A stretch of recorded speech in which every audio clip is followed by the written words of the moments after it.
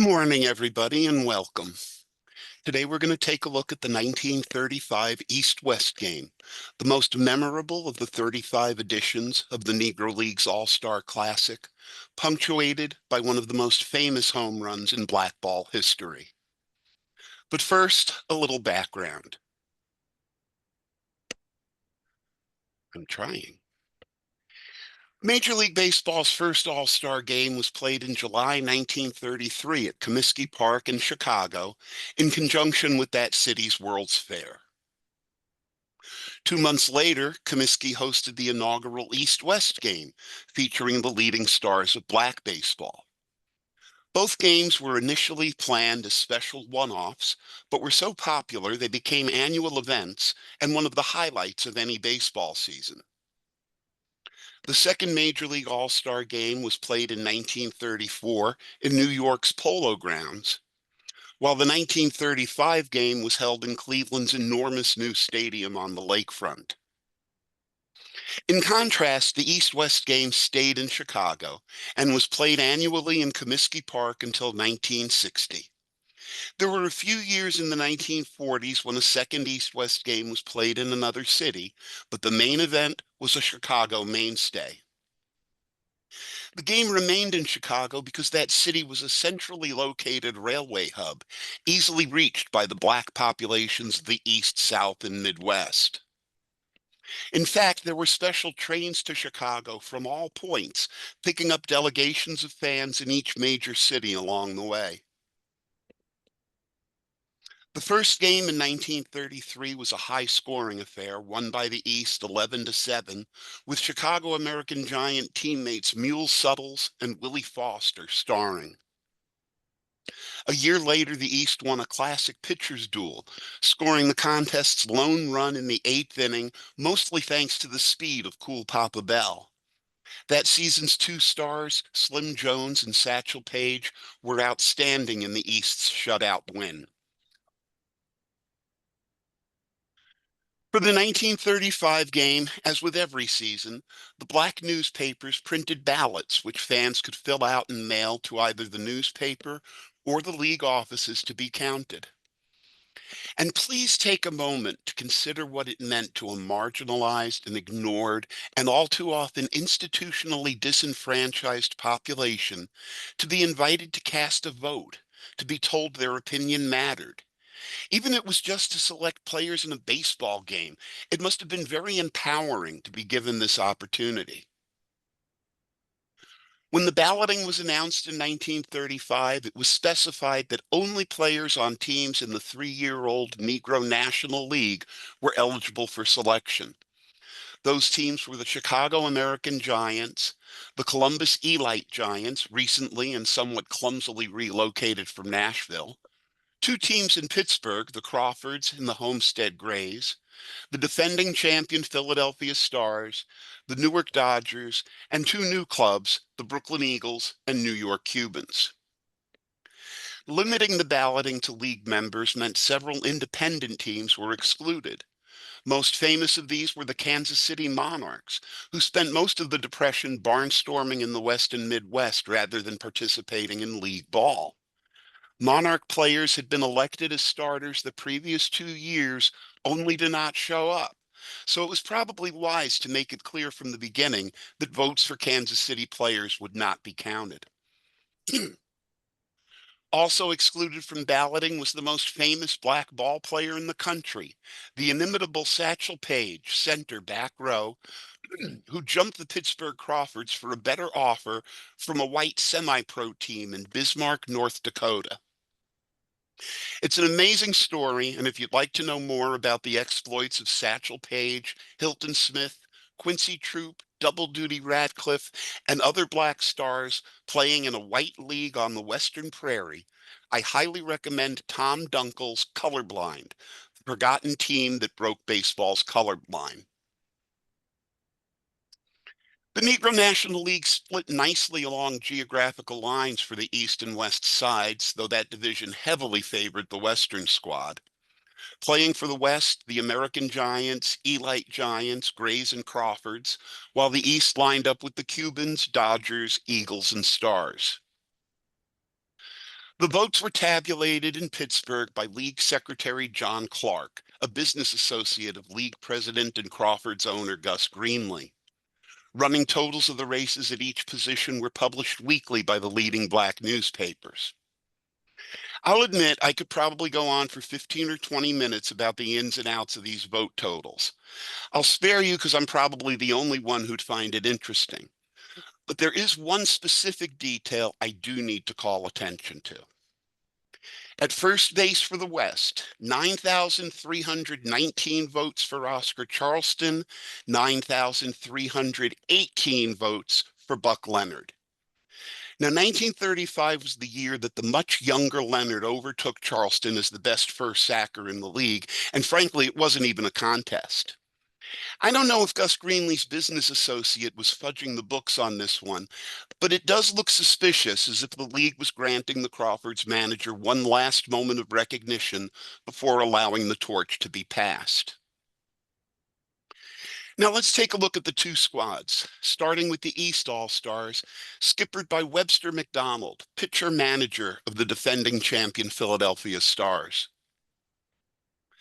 Leading off for the East, Stars shortstop Country Jake Stevens, a brilliant glove man who'd played on both the great Hilldale clubs of the 20s and the legendary 1931 Homestead Grays. Batting second, first baseman George Giles of the Brooklyn Eagles. Giles is an underrated hitter who sported a .316 lifetime batting average in an 11-year career, spent mostly with the Kansas City Monarchs. On a somewhat personal note, I used to watch George Giles' grandson Brian play second base for some really crappy Mets teams in the early 80s.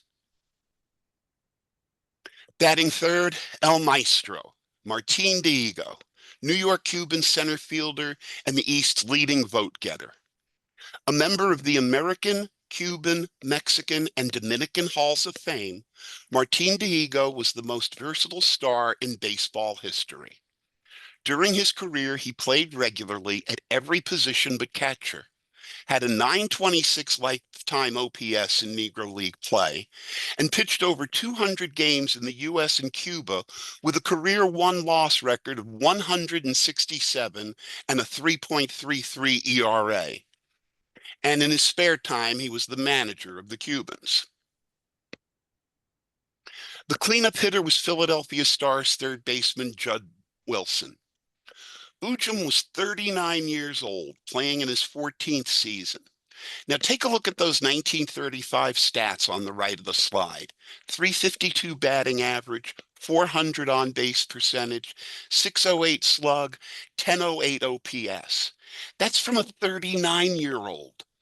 Judd Wilson continued hitting like that for another 4 years, posting a .926 OPS in 1939 at age 43.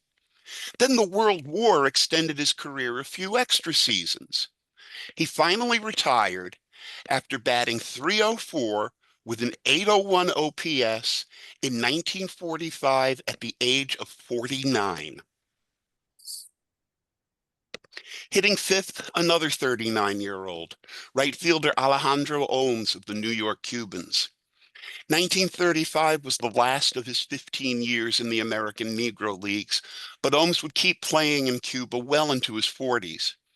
A gifted defender who typically patrolled center, El Caballero was elected to the Cuban Hall of Fame practically the moment he retired. If we base things by wins above percentage, Biz Mackey wasn't even the best catcher on the Philadelphia Stars, let alone the best in the East.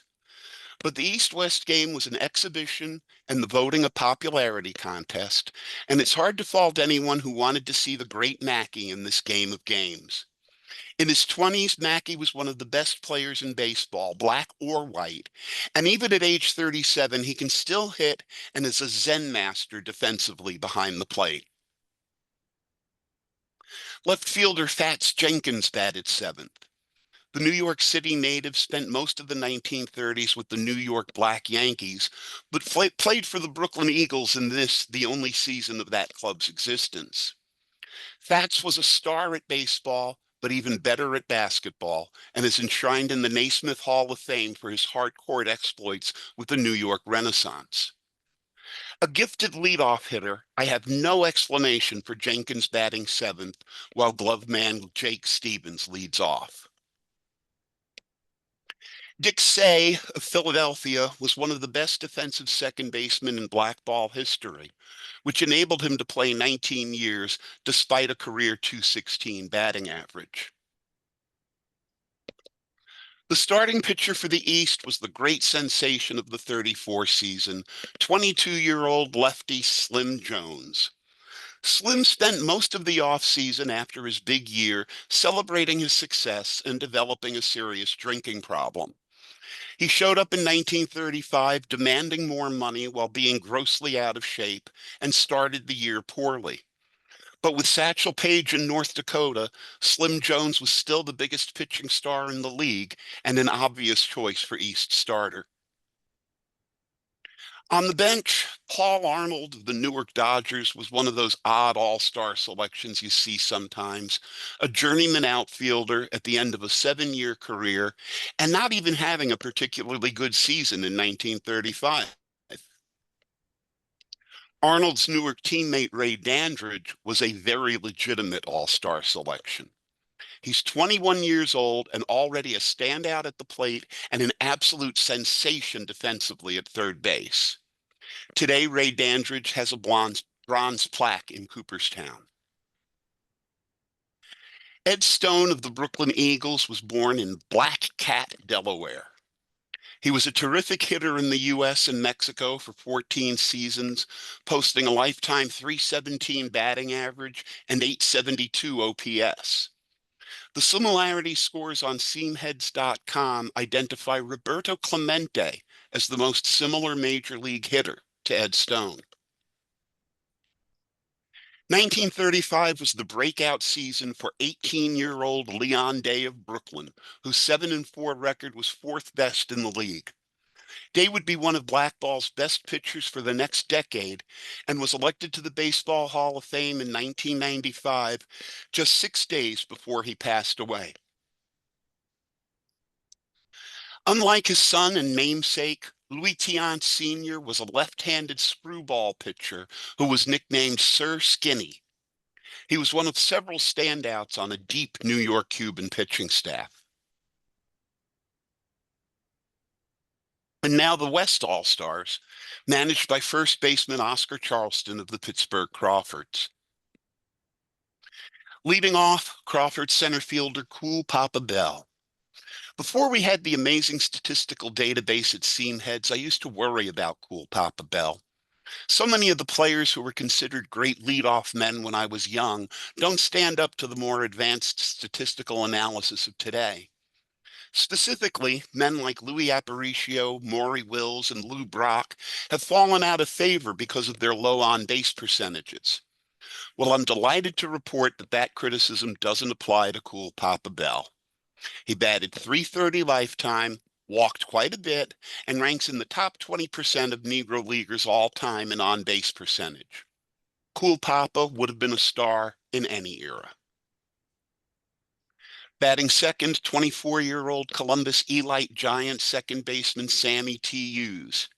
Hughes was a giant for a second sacker, standing 6'3" and weighing close to 200 pounds, and that may have affected him defensively.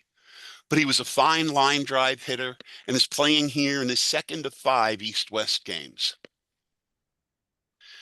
The overall leading vote getter was Willie the Devil Wells, shortstop for the Chicago American Giants. The Oklahoma native was a great hitter, brilliant defender, the best black shortstop of his generation, and one of the greatest players of all time. Batting cleanup was Crawford's catcher Josh Gibson, the greatest hitter in blackball history. The second Negro National League was founded in 1933, and the numbers at Seamheads showed Josh Gibson leading the league in home runs each of its first 7 seasons. Incredibly, for those 7 seasons, 1933 to 1939, Over 10% of all home runs hit by Negro National League teams were hit by this one man. Mule Suttles, left fielder of the American Giants, was a fearsome slugger who ranked second all-time in home run percentage and isolated power, behind only Josh Gibson in both categories.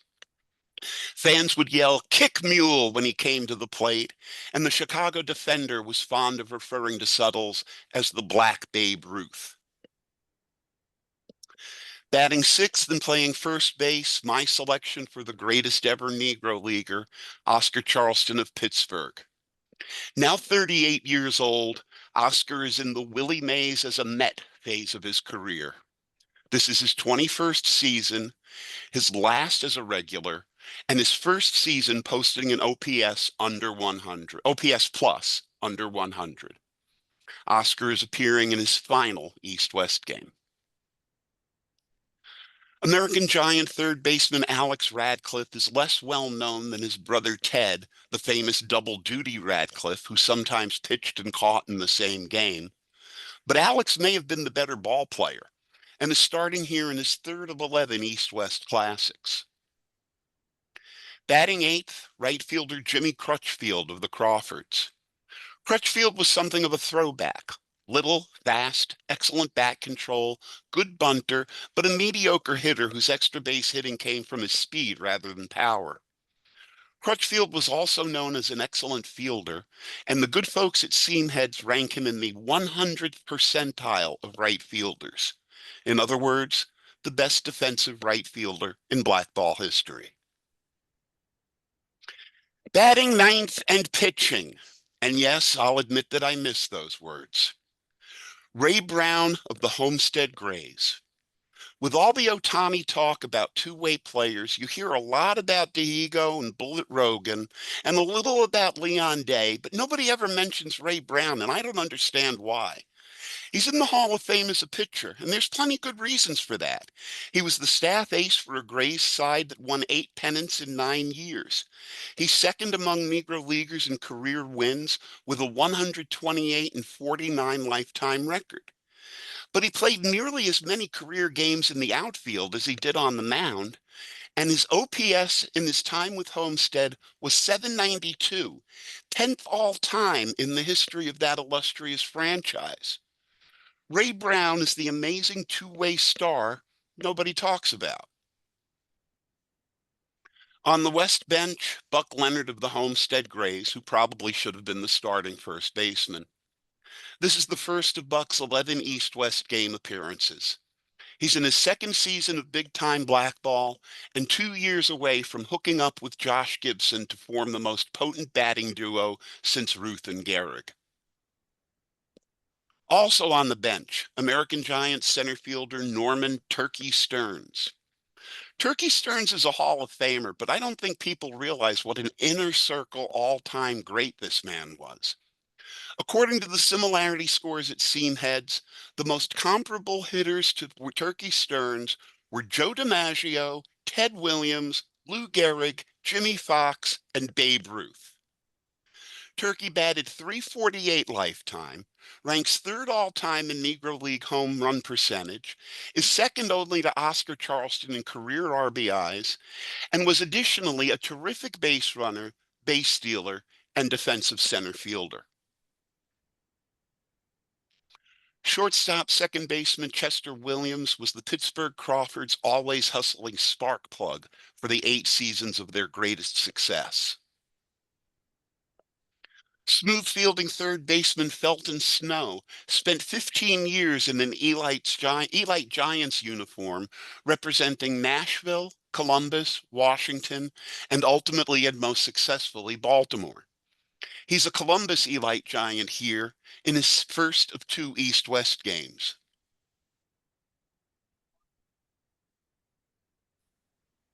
Hard-hitting right fielder Zolly Elite Giants was also playing in his first of 2 East-West Classics. With Satchel Paige off to North Dakota, Crawford's left-hander Leroy Matlock stepped up to have one of the greatest pitching seasons in blackball history. A 10-1 one-loss record, 1.69 ERA, 1.03 whip, and an ERA plus of 267 that's the fifth best of the league era. Matlock was an excellent pitcher for 13 years in the U.S. and Mexico, but 1935 was his crowning achievement. In the bullpen, Ted Trent of the American Giants, who started last year's game. Big Florida was a 6'3" right-hander, and his bread and butter was an overhand 12-6 curveball. He was the ace of the powerful St. Louis Stars teams in the last years of the original Negro National League, and would fill the same role with the American Giants through the late 30s, pitching in 5 East-West games. Bob Schoolboy Griffith of Columbus appeared in 2 East-West games, bookending his career. This one in his second season, and the 1948 game in the last of his 12 years in the Bigs. And Willie Sugar Cornelius would play in 3 East-West games as a member of the Chicago American Giants. Now, before we get started with the game, there's something I want to address. We're about to witness a ball game in which the best of the Negro leagues combined to commit 10 errors, 5 by each side. This once troubled me back in the days when you needed to defend the level of baseball being played in the segregated black leagues. How could black ball be as good as I thought it was if their all-stars can't even field the ball? I'd like to thank my dear friend Ike Brooks for pointing me toward the graphic that perfectly responds to this criticism. This is an all-star exhibition, and when the best players in the world get together to put on a show, some of the finer fundamentals of the game get neglected. And now, with all that context behind us, let's head to Comiskey Park for the 1935 East-West game. Setting the lineups. For the home team, the West, Oscar Charleston at first, Sammy Hughes at second, Willie Wells at short, Alex Radcliffe at third. The outfield left to right, Mule Suttles, Cool Papa Bell, and Jimmy Crutchfield. Josh Gibson behind the plate, Ray Brown on the mound. And for the East, George Giles, Dick Say, Jake Stevens, and Judd Wilson in the infield, Fats Jenkins, Martin Diego, and Alejandro Ohms in the outfield, and the battery is teammates Biz Mackey and Slim Jones. Country Jake Stevens led off the game with a single to center and moved to second on Josh Gibson's passed ball. West shortstop Willie Wells juggled George Giles' hot grounder for an error that put runners on the corners with none out. Martin Diego singled to center to drive in Stevens and took second on a misplay by Cool Papa Bell. Alejandro Ohms grounded to second, scored Giles, and gave the East a 2-0 lead. Top of the third, with 2 out and 1 on, West right fielder Jimmy Crutchfield made the defensive play of the game. This afternoon, Crutchfield pulled what will go down in history as the greatest fielding play of all East-West games when he raced deep into right center field to grab Biz Mackey's dangerous bid for an extra base hit with a leaping, bare-handed catch, which retired the side. Those words were from William G. Nunn's description in the Pittsburgh Courier. Nunn, along with Roy Sparrow of the Pittsburgh Sun-Telegraph, made the initial proposal for an East-West All-Star game back in 1933.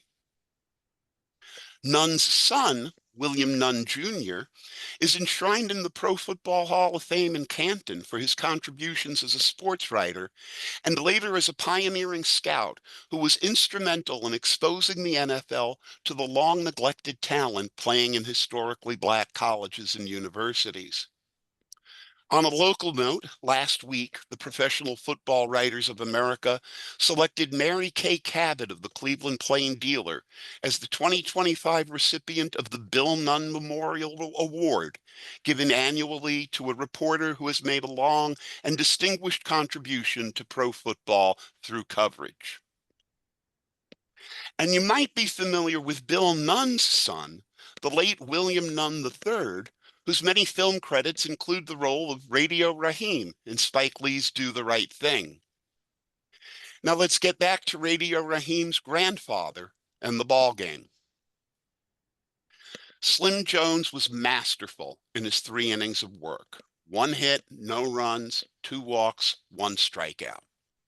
This photograph of Jones pitching in the game appeared in the Pittsburgh Courier. It's credited to an unknown Ivory of Chicago and is the best image I've yet seen of the sensational Slim Jones and his left-handed sidearm delivery. Though Jones was finished pitching, he was allowed to bat for himself in the fourth and responded with a home run into the right field grandstand.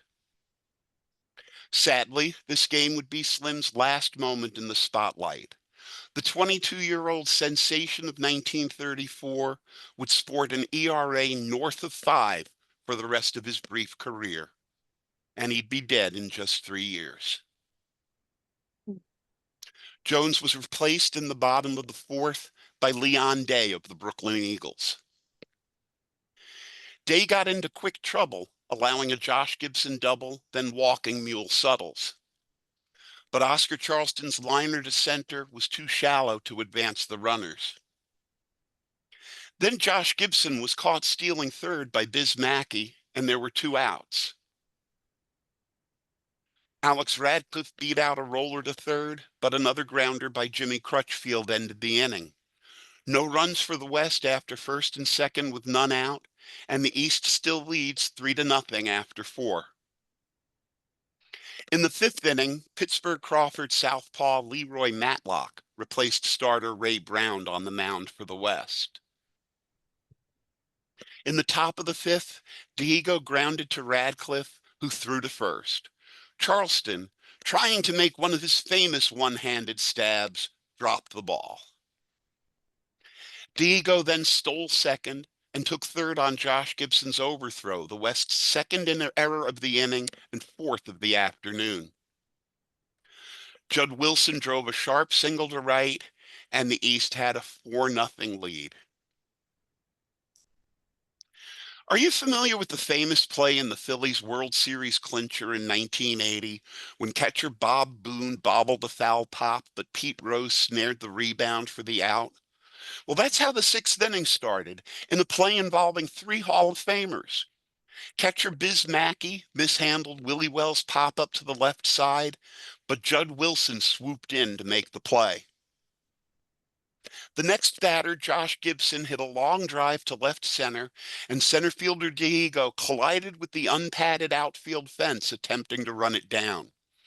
Gibson pulled into second with a double, and then the game was held up for several minutes while doctors attended to the fallen Cuban, with players, photographers, and newspaper men gathered around the scene.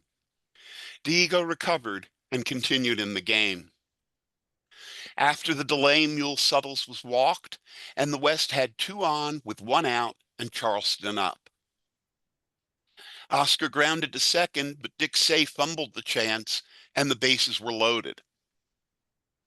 Radcliffe bounced a single past Say to drive in Gibson and Suttles. And a 3rd run came in when the still recovering Diego spiked his throw to third. The score after 6, East All-Stars 4, West All-Stars 3. As the announcers would say, there were wholesale changes for the West in the 7th. In a proverbial changing of the guard, Buck Leonard replaced Oscar Charleston at first base. Turkey Stearns took over for Crutchfield in right. Chester Williams replaced Willie Wells at shortstop, and the new pitcher was Ted Trent. The West manufactured a run in the last of the 7th to tie the score. Cool Papa Bell drove Day's first pitch to right for a single.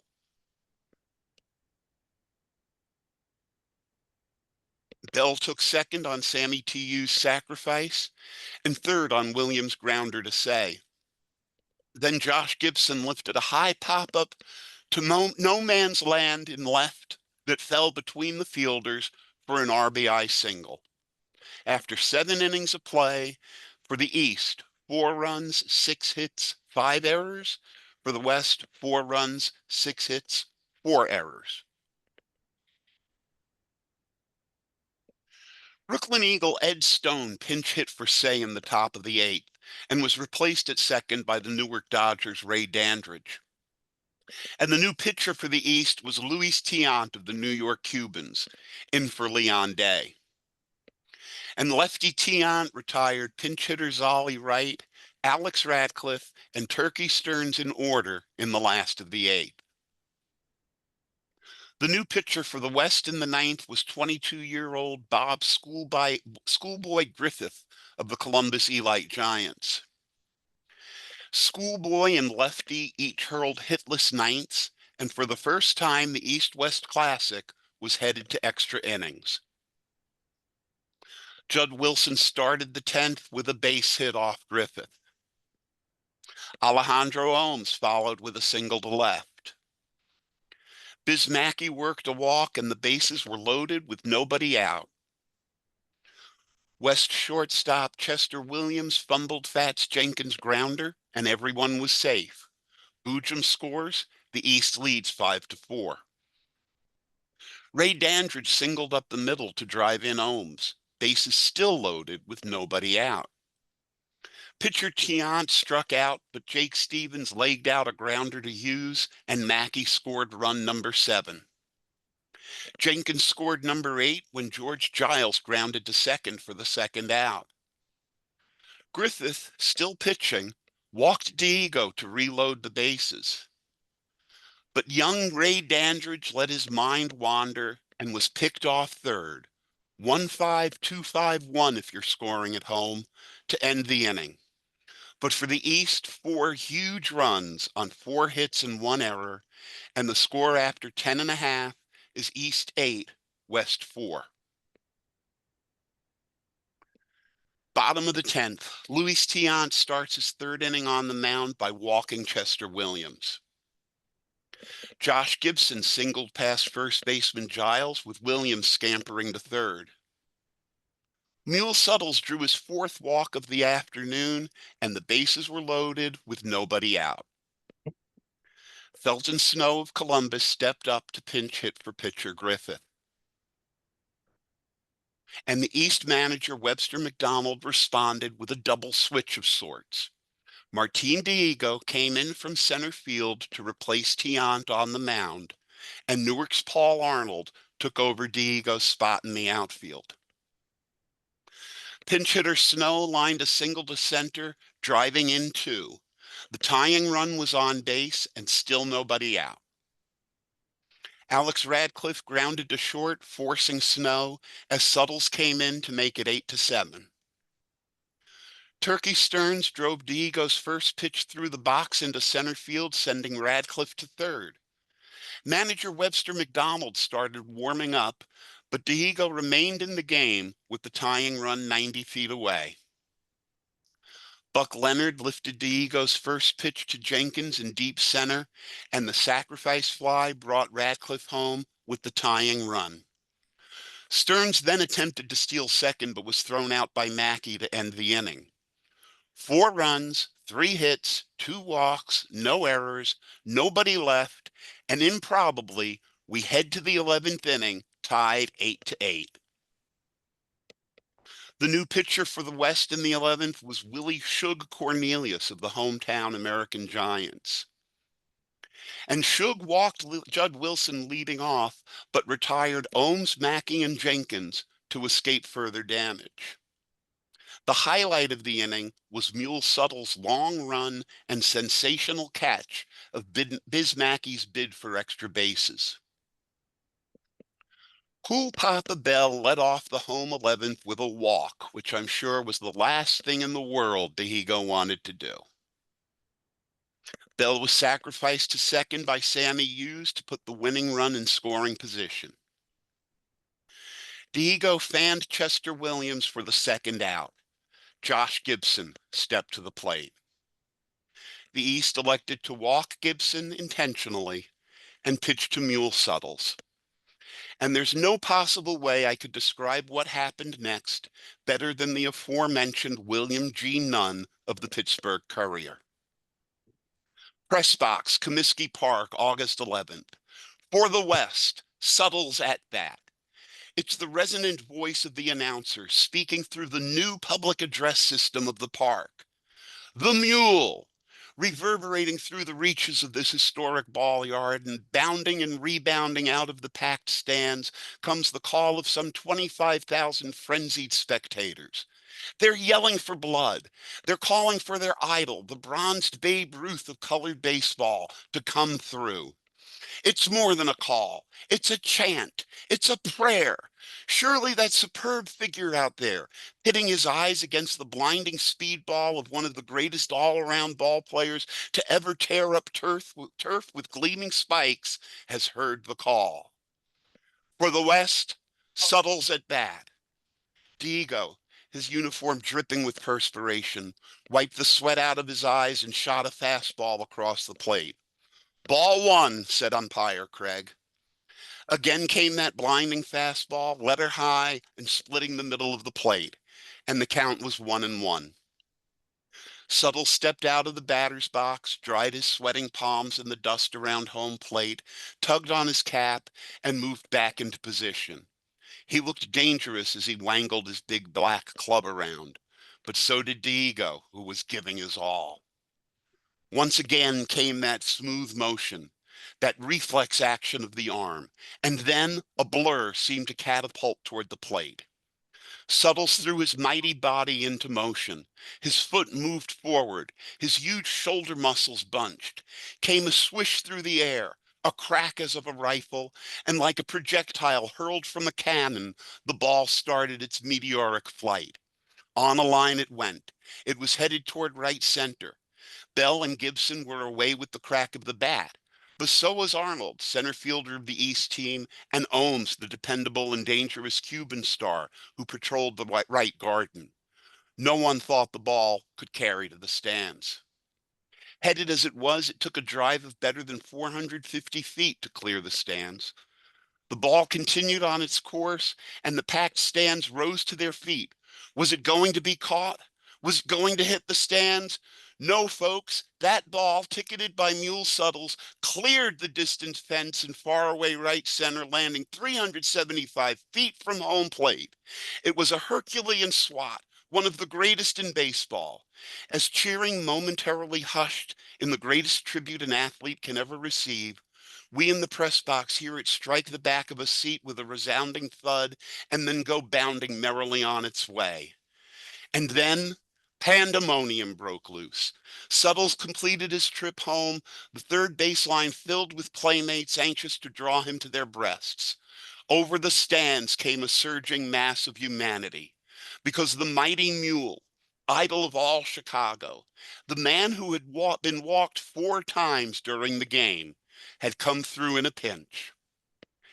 They don't write them like that anymore, folks. Now, about those 3 walks. Decades before anyone ever heard the phrase 3 true outcomes, Mule's East-West game was a paradigm of analytic virtue. Second inning walk, fourth inning walk, sixth inning walk, seventh inning strikeout, 10th inning walk, and 11th inning game-winning home run. The final score for the West, 11 runs, 10 hits, 5 errors. For the East, 8 runs, 10 hits, 4 errors. The winning pitcher was Shug Cornelius, the loser Martin Diego. It was an all-star game full of highlights, several of which featured in the Courier's lengthy headline. Mule Suttle steals his East-West classic again, drives ball 475 feet for 11th inning homer to break deadlock, West Cops. Most colorful game in history of series won by Westerners. Crowd in frenzy of excitement over thrilling plays. Jones brilliant on mound and also gets homer. Crutchfield's barehanded catch is fielding highlight. Incredibly, those highlights were heard in real time by listeners of radio station KQV in Pittsburgh. The play-by-play was recreated in a studio by Tony Wakeman, who later became the first play-by-play announcer of the Washington Redskins. Non-commercial KQV, 1410 AM, is one of the oldest radio stations in North America and still broadcasts today as an easy-listening, beautiful music station. And I'd like to finish with a multimedia piece I put together a number of years ago, featuring the mule and Diego and the plaques of the 9 Hall of Famers who participated in this contest. Mule Suttle's walk-off is probably the most famous home run in black ball history, and this crazy game was the most memorable of all East-West classics.